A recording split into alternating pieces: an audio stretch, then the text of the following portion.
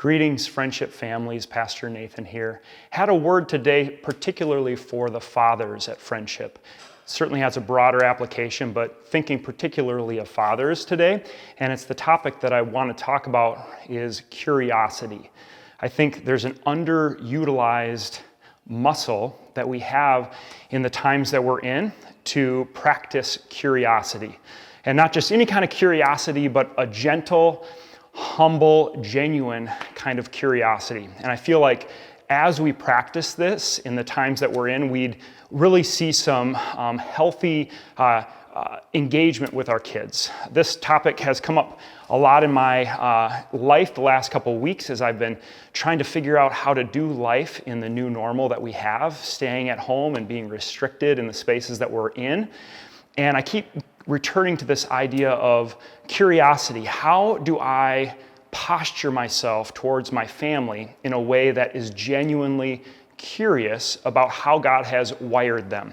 I feel like when we were dating our wives, there was a kind of curiosity that we had that was off the charts. We were exercising this muscle in a very intentional way.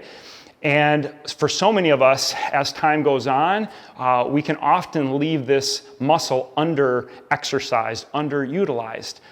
Just as an example, I feel like I learned more about diamonds when I was going to propose to my wife and learning about the ratings of the various kinds of diamonds and whether they had slight inclusions or not. I feel like I was just insanely interested in getting the best deal and getting the best stone for my wife. And now I don't remember that much about diamonds, but there's a similar sort of season I think we find ourselves in now that we have this prime opportunity to really reevaluate who is my family, who has God gifted me to be with, to lead, to love.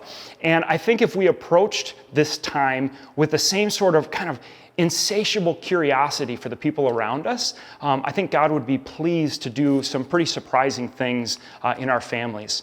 And there's a number of places we could look in Scripture that kind of reinforces this idea, but I kind of love looking by the opposite. I think Paul, when he talked in Colossians 3, warning fathers or kind of chiding or encouraging fathers against certain things, you could kind of see the lack of this.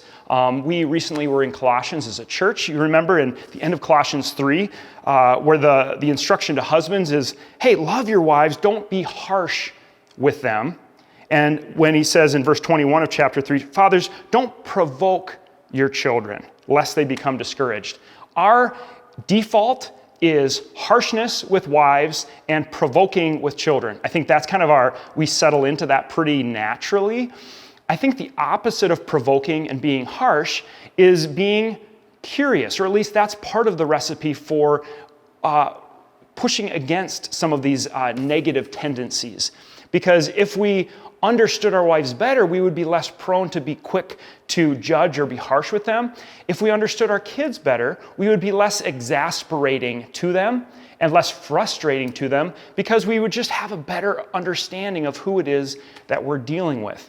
And I think Jesus, when he was kind of challenged by some leaders in Matthew, he also kind of gets at the heart of this. Very familiar passage. What's the greatest commandment? One of the teachers of the law asked Jesus in Matthew 22, and Jesus responds, what is it? You shall love the Lord your God with all your heart, soul, and mind. And the second commandment, the second greatest commandment is like it, you shall love your neighbor as yourself. And if it is true that all the Old Testament can pretty much be summed up in love God, love neighbor as self, then I think there's something powerful in asking, why would Jesus say this? And how might this look in our family settings? So if you love God with the full dimensions of who you are, your heart, your soul, your mind, that's not a flippant love. That's a kind of a curious love, a love that looks at, okay, in the depths of my soul, how do I love God? With all that I can think, how do I love God? With all of my physical energy, how do I love God?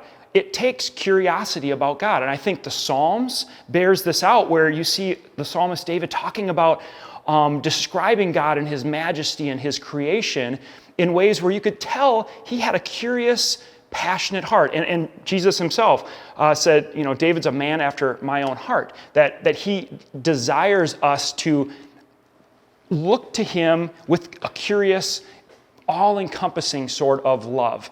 And if we're supposed to love our neighbor in the same way, I think we default are always wondering what we want. What craving do I have today?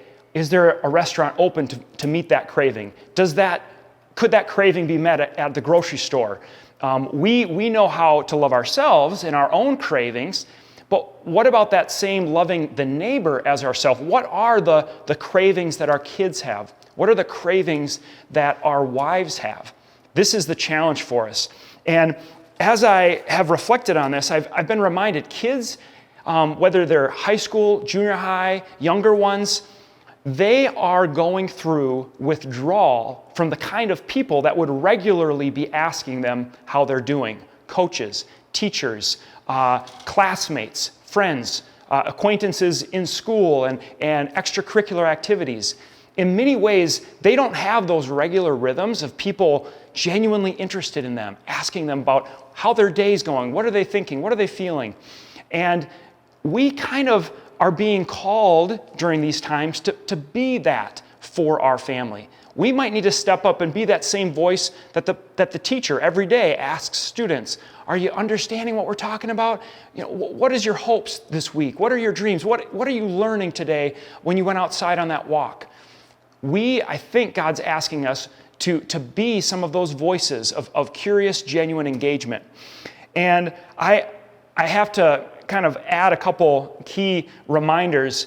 There's a kind of curiosity that we can almost like weaponize our curiosity. And when we ask questions of our kids, really we're using it to like discipline them.